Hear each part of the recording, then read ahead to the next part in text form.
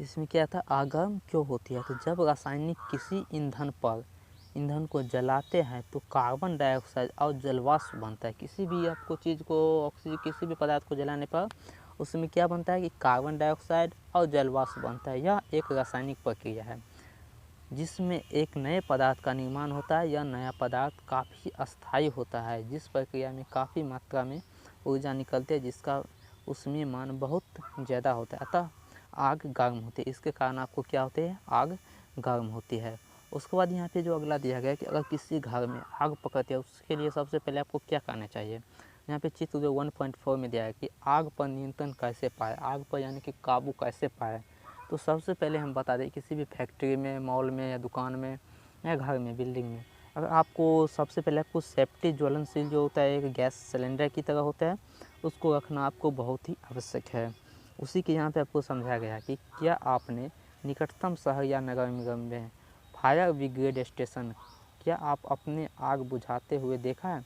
या फिर fire brigade होता है उससे कभी गाड़ी से जो होता है वो उसका टीम आता है, उससे कभी आग बुझाते हुए आपने नहीं देखा होगा या देखा होगा। तो उसी के लिए यहाँ पर समझाया गया कि जब ज्वलनशील पदार्थ को ठंडा करता है तो ऐसा करने से आग का फैलाव क्या होता है, बंद हो जाता है और इस प्रक्रिया में जलवाष्प बनता है, वही बाहरी वायु की आपूर्ति बंद कर देती है और आग बुझ जाती है। क्या होता है, बाहरी वायु जो होता है उसका आपूर्ति क्या होता है, बंद कर देती है और आग क्या होता है, बुझ जाती है।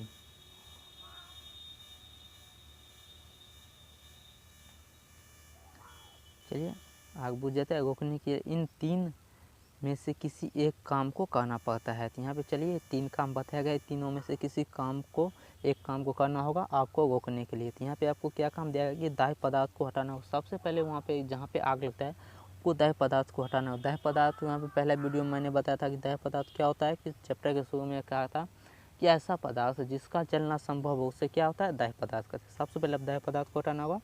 उसके बाद यहाँ पे दूसरा क्या है कि ऑक्सीजन की आपूर्ति बंद करनी होगी। ऑक्सीजन को आपूर्ति को बंद करनी होगी। किसी भी चीज़ को अगर आग लगता है उसको आपको कंबल से, किसी से आप ढक देते हो तो वो क्या होगा, आग बुझ जाएगा। उसके ज्वलन ताप को बढ़ा देना, ज्वलन ताप को क्या करना है, बढ़ा देना होगा। आइए अब आगे आग बुझाने वाले संयंत्र जिसे अग्निशामक कहा जाता है, इसके बारे में जानते हैं, यह किस प्रकार का होता है। यहाँ पे अग्निशामक एक छोटा सा एक सिलेंडर की तरह होता है। यहाँ पे इसको अक्सर आपने हॉस्पिटल में या पेट्रोल पंप पे देखा होगा। एक जिसमें एक कार्बन डाइऑक्साइड गैस उच्च दाब पर भरा रहता है। इसमें क्या होता है, कार्बन डाइऑक्साइड भरा रहता है। दूसरा, जिसमें कांच के एक सिली से अमल और जिस पात्र में कांच का बोतल रखा जाता है उसमें सोडियम कार्बोनेट का विलयन रखा जाता है। आग बुझाने की प्रक्रिया जब कांच के बोतल में तोड़ा जाता है तो यह अम्ल सोडियम कार्बोनेट की प्रक्रिया में कार्बन डाइऑक्साइड बनाता है। क्या होता है, कार्बन डाइऑक्साइड बनाता है, जिसके कारण आपको क्या होता है, जिसके कारण आग बुझ जाती है। क्या होता है, आग बुझ जाती है। यहाँ पे आपको कुछ सावधानी को रखना भी, कुछ सावधानी पर भी ध्यान देना होगा कि जहाँ बिजली से आग लगती है वहाँ पर इस पानी का उपयोग नहीं करना। जहाँ बिजली से आग लगती है वहाँ क्या होता है, आपको पानी का उपयोग नहीं करना चाहिए। और जहाँ तेल में आग लगता है तो वहाँ पर पानी नहीं डालना चाहिए। दूसरा क्या हो, तेल में भी अगर आग लगती है तो वहाँ पर भी पानी नहीं डालना चाहिए। यहाँ की अगर स्टूडेंट तेल में आग लगता है उस पर आप वो पानी डालते हो तो क्या होता है, वो पानी का भार ज़्यादा होने के कारण वो तेल ऊपर आ जाएगा और आग नहीं बुझ पाएगा।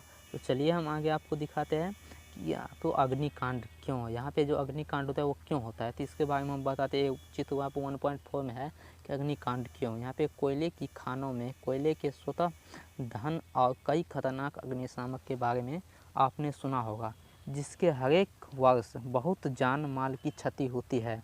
जंगल में स्वतः अग्निकांड या तो अधिक गर्मी से हो सकता है या कभी आकाशीय बिजली की गिरने से हो सकती है।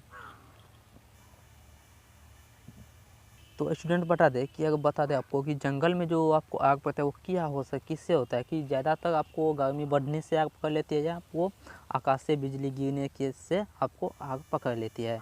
उस बाग में आपको आग पकड़ ले। उसके बाद यहाँ पे अगला यहाँ पे टॉपिक जो है, यहाँ पे क्या है कि आइए हम इस क्रम को समझते हैं। क्या होता है, यहाँ पे आपको 3 एक स्टेप दिखा है उसको आपको समझते हैं। उसके बाद यहाँ पे थोड़ा सा चैप्टर लास्ट होने के लिए बच जाएगा। यहाँ पे आपको क्या है, चलिए हम देखते हैं कि बाहरी भाग नीला और अदीप्य होता है। यहाँ पे क्या होता है, बाहरी भाग जो होता है आग का वो नीला अदीप्य, यह पूर्ण दहन होता है क्योंकि यह यहाँ ऑक्सीजन ज़्यादा उपलब्ध है और सबसे ज़्यादा गर्म होता है। उसके बाद यह दूसरा है कि मध्य भाग जो होता है वो पीला, चमकीला और दीप्त क्षेत्र होता है। मध्य भाग जो मोमबत्ती का किसी भी जलाते हो तो वो मध्य भाग जो होता है वो पीला होता है, चमकीला होता है। यहाँ कुछ कार्बन डाइऑक्साइड, कार्बन के कण भी होते हैं और ये गर्म होकर वाष्प हो जाता है और चमकने की लगते हैं। यहाँ पर भी पूर्ण दहन नहीं होता, पूर्ण दहन यहाँ पे नहीं होता है क्योंकि ऑक्सीजन यहाँ भी कम मिलता है। उसके बाद यहाँ पर अगला है यहाँ पे यह अंत्य, इसमें क्या होता है आपको दहन आपको पूरी तरह से हो जाता है। यह आंतरिक क्षेत्र होता है, क्षेत्र बत्ती के एकदम नज़दीक होता है। बत्ती किसे बोलते हैं, मोमबत्ती में जो धागा लगा होता है उसको क्या बोलते हैं, बत्ती बोलते हैं। यह काला रंग का होता है क्योंकि कार्बन के कुछ कण बच जाता है। यह सबसे कम गर्म क्षेत्र होता है। क्या होता है, कार्बन के सबसे कम गर्म क्षेत्र होता है। उसके बाद यहाँ पे आपको स्टूडेंट क्या करना है कि इसका एक स्क्रीनशॉट रख लेना है। यहाँ पे नए शब्द जैसे आपको आगे जाने के बाद आपको बायोलॉजी रखना है, यहाँ पे इंटरमीडिएट में या आपको ग्रेजुएशन में, उसके लिए आपको एक मीनिंग की ज़रूरत पड़ती है। यहाँ पे आपको जैसे यहाँ पे 4 3 7 आपको मीनिंग दे दी गई, इसको आपको याद रखना है, ये आपको बहुत ही काम आएगी। उसके बाद यहाँ पे जो हमने क्या क्या सीखा है वो इस चैप्टर में आपको बताया गया है कि चलिए हम देखते हैं इस चैप्टर में हमने क्या सीखा कि दहन और रासायनिक अभिक्रिया, यानी कि ज्वलनशील पदार्थ और ऑक्सीजन के बीच की अभिक्रिया आपको दहन कैसे होता है। उसके बाद है खाना बनाने के लिए ट्रांसपोर्ट तक ईंधन को कैसे आवश्यकता होती है। उसके बाद दहन दाह्य पदार्थ क्या होता है, अदाह्य पदार्थ क्या होता है, कहाँ पे आपको ज्वाला में आग पकड़ लेती है, कहाँ पे आपको अच्छे से आग नहीं पकड़ती है, इसके बारे में यहाँ पे आपको बताया गया है। कोई आज की इस चैप्टर को यहाँ पे पहला चैप्टर ये यहाँ पे ख़त्म हो गया है। तो चलिए मिलते हैं आप इसका दूसरा चैप्टर में, तब तक ले जय हिंद, वंदे मातरम।